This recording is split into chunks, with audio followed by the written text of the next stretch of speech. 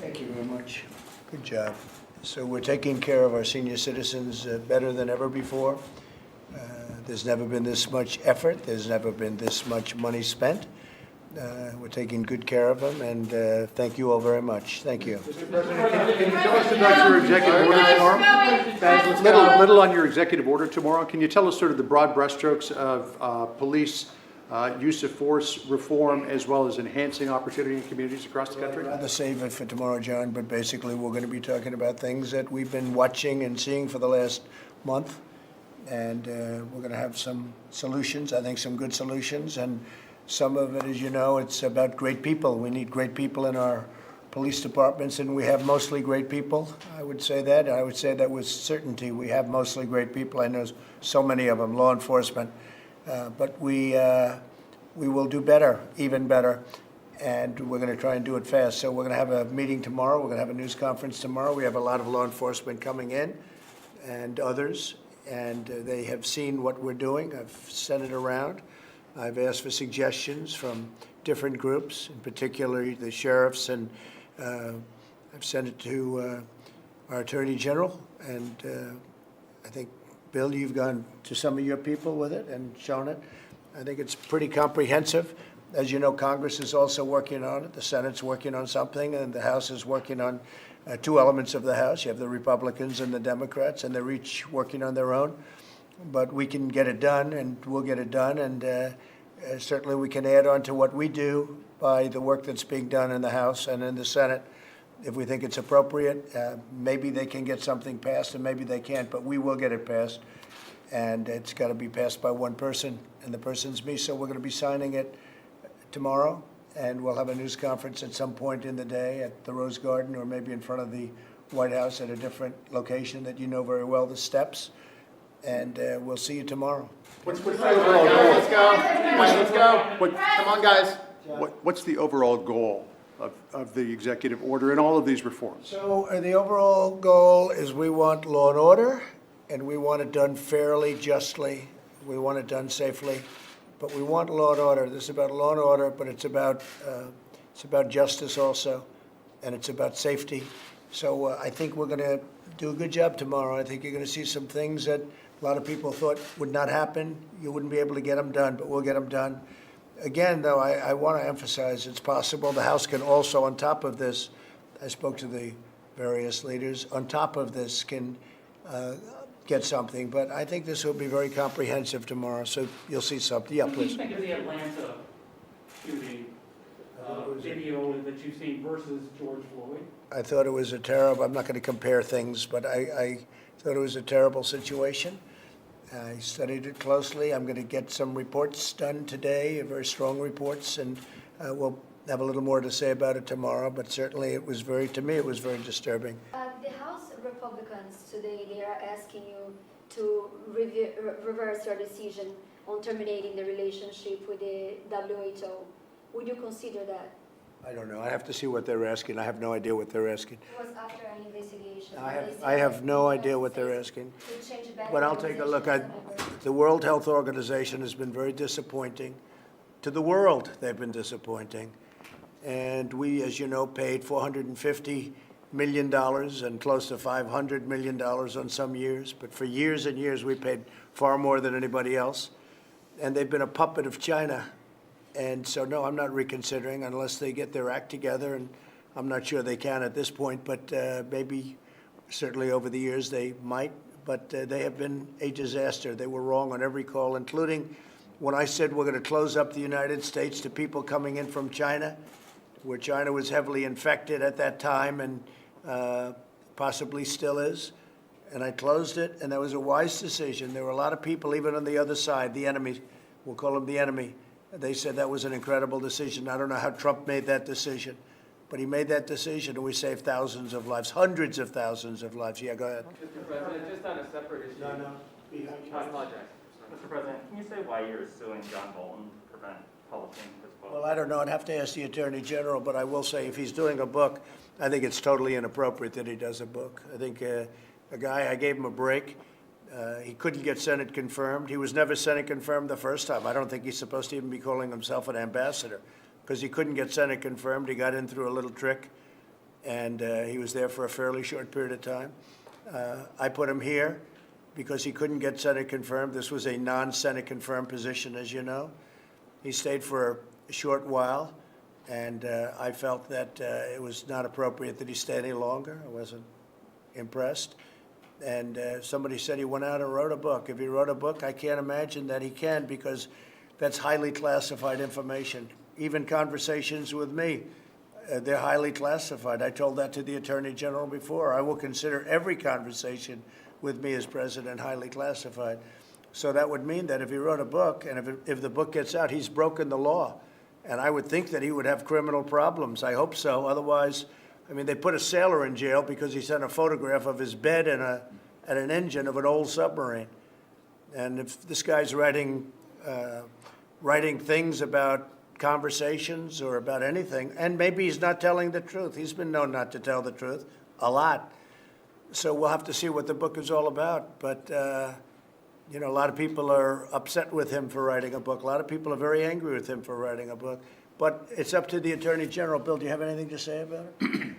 Well, people who come to work in the government and have access to sensitive information generally sign an agreement that says that when they leave government, if they write something that draws on or might reflect some of the information they've had access to, they have to go through a clearance process before they can publish the book. And we don't believe that Bolton went through that process, hasn't completed the process, and therefore is in violation of that agreement. So what does the DOJ do? And that's criminal liability, by the way, you're talking about. You're not talking about like he's got to return $3 that he made on a book. That's called criminal liability. That's a big thing. You know, Hillary Clinton, she deleted 33,000 emails. And if we ever found out what those emails say, she would have had a liability. That's what you have. You have a liability. Could the Attorney General tell us what the DOJ is doing in terms of the Bolton book? Well, there are a number of things, but the thing that is front and center right now is trying to get him to complete the process, go through the process, and make the necessary deletions of classified information. But the book has been published. No, it hasn't. Yes, it's been published. It's just not released yet. Well, it's being printed. It's being Hasn't been printed. released. According to sources, it's being printed. It hasn't been released. So are you going to court to try to stop? I said what we were doing was try to get him to complete the clearance process that's required. His lawyer says that he thought that they had completed the process. Were there changes after that first iteration? Well, he hasn't completed the process. He never completed the process. He knew that. This is unprecedented, really, because I don't know of any book that's been published so quickly while, the office holders are still in government, and it's about very current events and current leaders and current discussions and current policy issues, many of which are inherently classified. Have you read the book, sir? I have not read it, no. I haven't seen it. I haven't seen it. But he knows, and he was advised not to write it, and he was advised very strongly not to write it until it's cleared. And he couldn't wait, and we'll see what happens. But I think he's got, personally, I would imagine he has, when you do classified, that to me is a very strong criminal problem. And he knows he's got classified information. Any conversation with me is classified. Then it becomes even worse if he lies about the conversation, which I understand he might have in some cases. So we'll see what happens. They're in court, or they'll soon be in court, but he understands he did not complete a process or anywhere near complete a process. On a separate foreign policy issue, sir, you faced a little bit of criticism from congressional Republicans, including Representative Cheney, about your decision to withdraw troops from Germany. Are you reconsidering that at all? So we have 52,000 soldiers in Germany. It's a tremendous amount of soldiers. It's tremendous cost to the United States. And Germany, as you know, is very delinquent in their payments to NATO.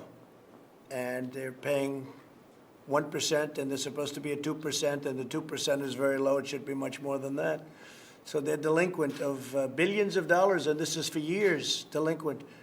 So we're removing we're putting the number down to 25,000 soldiers. We'll see what happens. But Germany has not been making payment. In addition to that, I was the one that brought it up. Everybody talks about Trump with Russia. Well, I brought this up a long time ago. Why is Germany paying Russia billions of dollars for energy, and then we're supposed to protect Germany from Russia? How does that work? It doesn't work. So Germany's delinquent. They've been delinquent for years, and they owe NATO billions of dollars, and they have to pay it. So we're protecting Germany, and they're delinquent. That doesn't make sense. So I said we're going to bring down the soldier count to 25,000 soldiers. It varies. It's around 52,000 now, but it varies, but it's a lot. And as you know, those are well-paid soldiers. They live in Germany. They spend vast amounts of money in Germany. Everywhere around those bases is very prosperous for Germany. So Germany takes, and then on top of it, they treat us very badly on trade. We have trade with the EU, and Germany being the biggest member, very, very badly on trade, and we're negotiating with them on that. But right now, I'm not satisfied with the deal they want to make. They've cost the United States hundreds of billions of dollars over the years on trade. So we get hurt on trade, and we get hurt on NATO. Now, with NATO, I've raised other countries $140 billion. They're paying $140 billion more because I interceded. I said, look, we're protecting you. You have to pay your bills, because it was going like this until I got here. Now it's gone like a rocket ship. But one of the only countries that hasn't agreed to pay what they're supposed to pay is Germany. So I said, until they pay, we're removing our soldiers, a number of our soldiers, by about half. And then when we get down to 25,000, we'll see where we're going. But Germany has been delinquent, and why should we be doing what we're doing if they don't pay? And they're supposed to pay. And the number they're supposed to pay, actually at 2%, the 2% should be higher. And we're also talking about for many years. This isn't a new phenomenon. This is going on for many years, where they've taken advantage of the United States. But everybody has. Under Biden and under Obama, what they've done to this country is unbelievable. And I'm not only talking about Germany, by the way, I'm talking about plenty of other countries. But NATO now is paying $140 billion more. If you look at the Secretary General, who's terrific, Stoltenberg, he's been terrific. He's probably my biggest fan. He said nobody else could have done what Trump did, because I raised the other countries by $140 billion, because we end up paying the difference. The United States pays the difference to protect Europe. So we protect them, and then they take advantage of us on trade for many, many years. We're not talking about now, less so now, for many years.